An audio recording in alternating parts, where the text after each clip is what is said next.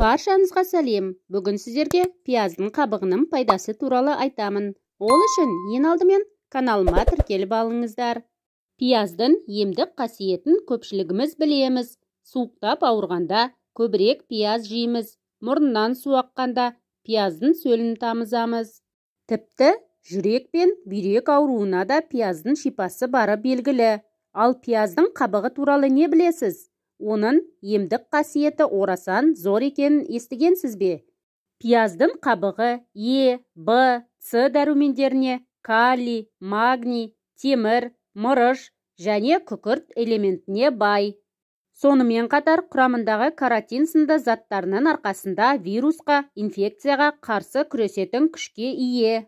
Пияздың қабығы терінің саулығын жақсартады әрі жасартады. Жүрек қан тамыр ауруларының алдын алады, иммунитетті нығайтады, рак ауруымен күреседі, ағзаны шлактан тазалайды, аяқ ауруларын емдейді, шаршауды басып, қуаттандырады, ағзаны құрттан арылтады, ішек жолдарын реттейді, асқазанның жұмысын жеңілдетеді, мидың қан тамырларын тазалайды, қан қысымын қалпына келтіреді, қақырықты түсіреді, несеп жолдарының жұмысын реттейді, терідегі безеу мен экземаның жазылуына септігін тигізеді.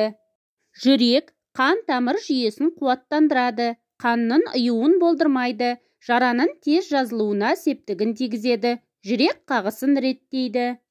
Асқазан ас қорыту жолдарының жұмысын қалпына келтіреді, ағзадағы шырышты шығарады, артық сұйықтықтан арылтады, әрі бүйрек ауруының алдын алады. Қан айналымды реттейді, варикоз, геморрой, белсіздік ауруларынан айықтырады, ағзадағы артық тұзды шығарып, буынның айналасындағы ауруларды емдейді. Инфекциямен күреседі, суыққа, вирусқа, саңырауқұлаққа қарсы шипа, сонымен қатар қайызғақ, табанның қотырын, тері ауруларын, терінің сезімталдығы мен тегістігін емдейді. Бұлшықеттердегі ауырлықты, шаршауды, күйзелісті болдырмайды.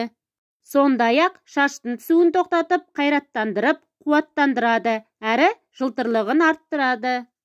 Бүйректі емдеу үшін 2 ас қасық ұсақталған пияздың қабығын 2 стақан суға салып отқа қоясыз. Бір қайнап шыққан соң қақпағын жауып қойыңыз. Шамамен 30 минуттан соң тұнбаны сүзіп алып, 1 ас қасықтан күніне 5 рет ішесіз. Қан қысымы жоғарылаған кезде пияз қабығынан шай демдеп ішіңіз. 1 стақан қайнаған суға 1 ас қасық ұнтақталған қабықты саласыз. 15-20 минуттан соң сүзіп алып, шай ретінде ішесіз. Бұл шай қан қысымын реттейді, сіңірдің тартылуын қойдырады, әрі ісінуді болдырмайды. Сонымен қатар бас ауруынан айығасыз, суық тигізуден сақтанасыз, тәбетіңіз артып, қан тамырларды тазалайды. Ал холестериннен құтылып, тамырдың саулығын арттырғыңыз келсе, мына тұнбаны дайындап ішесіз. Ол үшін 1 ас қасық ұнтақталған қабықты 1 стақан араққа саласыз. 2 аптадай күн тимейтін жерге тұндырып қою керек.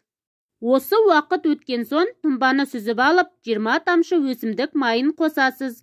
Дайын болған тұнбаны 2 апта бойы тамақтанудан жарты сағат бұрын қабылдаңыз. Достар, бүгін дайындаған пияз қабығының пайдасы туралы ақпаратым ұнаса, каналыма жазылып, лайк басып, комментарий қалдыруды ұмытпаңыздар.